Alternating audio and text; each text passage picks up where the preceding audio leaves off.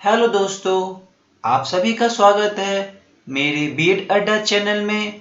आज मैं आपको कंटेम्पररी इंडियन एजुकेशन समकालीन भारत और शिक्षा के यूनिट 3 के टॉपिक पबाजी सेरेमनी एंड उपसंपदा सेरेमनी, पबजा समारोह और उपसंपदा समारोह, जो कि आपकी यूनिट 3 की टॉपिक है। आपकी एंशिएंट एजुकेशन सिस्टम, जो बुद्धिस्ट या आपके वैदिक एजुकेशन सिस्टम होती थी, उसमें सेरेमनी जो होती थी वो उसके अंदर आती थी। तो चलिए देखते हैं पबाजी सेरेमनी और उपसंपदा सेरेमनी के बारे में।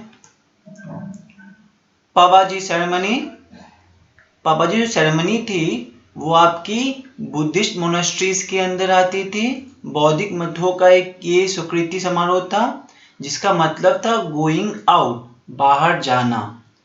इस सेरेमनी के हिसाब से जो स्टूडेंट होते थे वो इसमें एडमिट होते थे मोनेस्ट्री के रूप में, और उसको रिनाउंस किया जाता था वर्ल्डली और फैमिली रिलेशनशिप के बीच में। जैसे कि बाद में छात्र को अपनी सभी सांसारिक और पारिवारिक संबंधों को त्यागना पड़ता था इस चीज में, आपका ये सेरेमनी में। और जो किसी भी जाति या व्यक्ति को मत में प्रवेश दिया जा सकता था, और भर्ती होने के बाद वह किसी भी जाति से संबंधित नहीं था। तो यहाँ कास्ट सिस्टम था, यहाँ एक बार आने के बाद सब एक समान के हो जाते थे। यहाँ कोई धर्म जात का कोई भेदभाव नहीं था। यहाँ एडमिशन होने के बाद उसको चांस मिलता था, जो पुराने कपड़े वपड़े या फिर जो पहले तरीका रहना वो सब यहाँ चेंज हो जाता था। मतलब अपने पुराने कपड़े और सभी पुराने तरीके और रहना सहना को यहाँ आपको बदलना पड़ता था, क्योंकि इसके हिसाब से आपको रहना पड़ता था। तो जो पबाजी सेरेमनी है उसका मिनिमम एज आपका 8 साल है यहाँ पे। और जो पबाजी सेरेमनी, इसके बाद आपको ये एजुकेशन 12 साल तक चलता है, ये शिक्षा जारी रहती है जब छात्र 20 वर्ष की आयु प्राप्त करती है, अर्थात जब उसने 12 वर्ष की शिक्षा प्राप्त की होती है तो उपसंपदा समारोह से गुजरना पड़ता है। तो उपसंपदा समारोह इसके बाद आता है।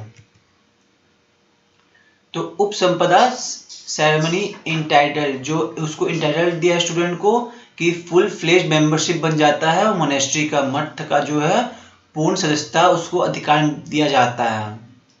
तो जो पबाजी सेरेमनी है वो एक इंडिविजुअल को उसकी हेडफुली उसकी क्या करनी होती है, उसकी जो माथा है उसको पूरी तरह से सेव करना होता है, क्लीन सेव किया जाता है, मुंडवाना पड़ता है जिसे हम बोलते हैं, और पीले रंग के वस्त्र को धारण करना पड़ता है इसमें आपको। तो इसको आपको प्रिसाइडिंग भिक्षु के सामने प्रस्तुत करना होता है, रूप में समक्ष प्रस्तुत किया जाता है। प्रस्तुति पर यह व्यक्ति मठ में प्रवेश के लिए क्या करता है, प्रार्थना करता है मोनास्ट्री में जाने के लिए। और उनकी प्रार्थना पर प्रमुख भिक्षा 3 बुनियादी सुझाव देने होते हैं, जो नीचे दिए गए हैं आपके सजेशंस। जो कि पहला है कि मैं बुद्ध की शरण में लेता हूँ, वो बोलते हैं। दूसरा है कि मैं धर्म की शरण लेता हूँ, आप बुद्ध की शरण में जाते हैं, आप धर्म की शरण लेते हैं। मैं आदेश की शरण लेता हूँ, मैं एक रिफ्यूजी की तरह आदेश लेता हूँ। तो ये आपके 3 सजेशन थे, जो आपका क्या करते हैं, ये आपका 3 बुनियादी सुझाव था, जो आपको पबाजी सेरेमनी में आने के बाद आपको ये प्रार्थना करना पड़ता था। तो जो एस्पिरेंट, जो आकांक्षी थे, वो इसमें फुल एडमिशन लेते थे, और उसके एडवाइस जो भी थे, सलाह को बहुत स्पष्ट रूप से उच्चारण करते थे।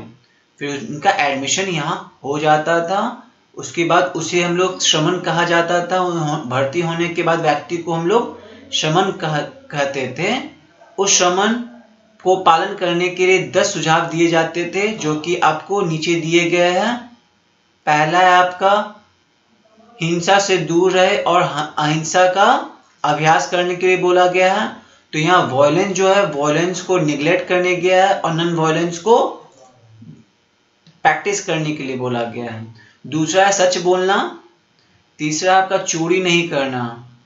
चौथा है आपको कोई भी चीज इकट्ठा नहीं करना है। ऑब्जर्व सेलिबेसी, ब्रह्मचर्य का पालन करना है। और आपकी जो विलासीलता है, जो लग्जरी लाइफ है, वो आपको छोड़नी होगी, चाहे आप कितने भी अमीर घर से हो। यहाँ फिर आपका रिनाउंस वेल्थ, जो आपको धन है उसको त्यागना पड़ता है, और स्त्री को स्पर्श नहीं करने के लिए बोला जाता है। ठीक है।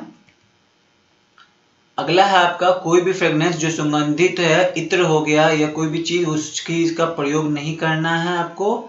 यहाँ असमय कुछ भी नहीं खाना होता है, समय के हिसाब से चलना होता है, खाना होता है। मुलायम और बहुत आरामदायक बिस्तर का प्रयोग नहीं करता, जैसे क्या स्लीपवेल ये सब गद्दा यूज करते हैं, वैसे कोई आरामदायक आपको बिस्तर नहीं मिलेंगे। जो चाइल्ड यहाँ एडमिट होता है वो मेनली स्पर्श समिति से प्रवेश दिया जाता है, उसको बिना उसके नहीं होता है। तो एक मत में जब तपेदिक, कुष्ठ रोग और अन्य बीमारी के संदर्भ बच्चों को भर्ती नहीं किया जाता है। जो भी बच्चे ट्यूबरक्लोसिस या लेप्रोसिस से ग्रस्त है उसको यहाँ मोनेस्ट्री में आपको एडमिट नहीं किया जाता है। जो भी मिलिट्री आदमी है, जो सैन्य पुरुष है या कोई स्टेट एम्प्लॉयज है सरकारी में, या फिर कोई आपका क्या है दासी है, उसको यहाँ से एडमिशन नहीं मिलता है इस मत में। और ये नेसेसरी है कि उसको श्रमण का जो भी चीज सजेशन दिया गया हो, उद्धत सुझाव को पालन करना बहुत ही आवश्यक है उनके लिए। तो पहला खत्म हो गया पबाजी सेरेमनी। अब दूसरा है उपसंपदा सेरेमनी। उपसंपदा समारोह। ठीक है। तो पबाजी के बाद जो बुद्धिस्ट मॉन्क है वो उनको उपसंपदा सेरेमनी से गुजरना पड़ता है, और ये एंटायरली डिफरेंट हो जाता है आपका पबाजी से। यहाँ आपको एजुकेशन 12 साल जो है उस एज से, मतलब आपको क्या करना होता है, यहाँ ये 12 वर्ष की शिक्षा प्राप्त करने के बाद जो आपका अर्थात 20 वर्ष की जो आयु में आप लेते हैं, उसे हम लोग उपसंपदा सेरेमनी परफॉर्म करना होता है। इस सेरेमनी या ये आपका सेरेमनी जो है डेमोक्रेटिक नेचर का है, मतलब लोकतांत्रिक प्रकृति का है।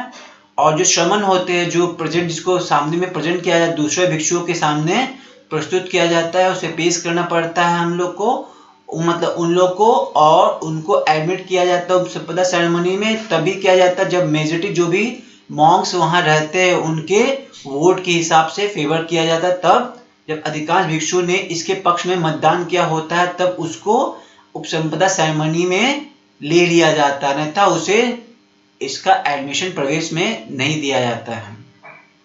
तो उपसंपदा सेरेमनी के बाद जो श्रमण है वो रिगार्डेड फुल फ्लेज मेंबर बन जाता है उस मिनिस्ट्री का, उसे पूर्ण सदस्य माना जाता है। तो इस मौके पर उनके सारे सांसारिक और पारिवारिक रिश्ते खत्म हो जाते हैं। तो पबाजी सेरेमनी में एडमिट करने के बाद आपके कुछ समय तक हुई और ऐसा सांसारिक पारिवारिक रिश्ते तोड़ने पड़ते हैं, बट यहाँ अगर आप उपसंपदा सेरेमनी में आप ज्वाइन कर लेते हैं, प्रवेश में चले जाते हैं, तो उसके बाद आपको सब चीज त्यागना पड़ता है। तो ये आपका वैदिक एज, जो वैदिक एज कहता है वो बुद्धिस्ट एज कहते हैं, मतलब वो वैदिक पीरियड के आगे है। आपको जो स्टूडेंट एजुकेशन आपको दिया जाता है 25 वर्ष की आयु तक दिया जाता है। उसके बाद क्या है, उसे घर जाने और गृहस्थी की जीवन जीने की अनुमति दी जाती है। तो ये एजुकेशन सिस्टम है आपको, ये वैदिक छात्र जो है 25 वर्ष की आयु तक यहाँ शिक्षा दी जाती है।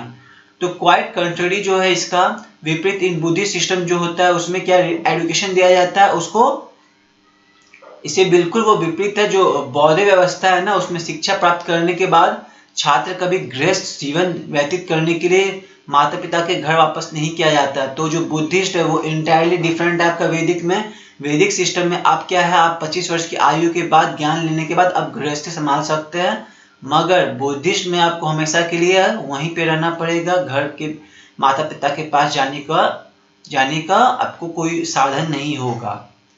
तो यहाँ आपको मॉन्क बने रहना होता है, यहाँ वो अच्छे के लिए साधु बने रहे और अपने सांसारिक संबंधों को हमेशा के लिए काट दिया जाए। तो चलिए आज संपदा और पबाजी सेरेमनीज का यहीं समाप्त होता है आज का लेक्चर। चलिए फिर मिलते हैं। Please like, comment, subscribe and share with your friends. Thank you.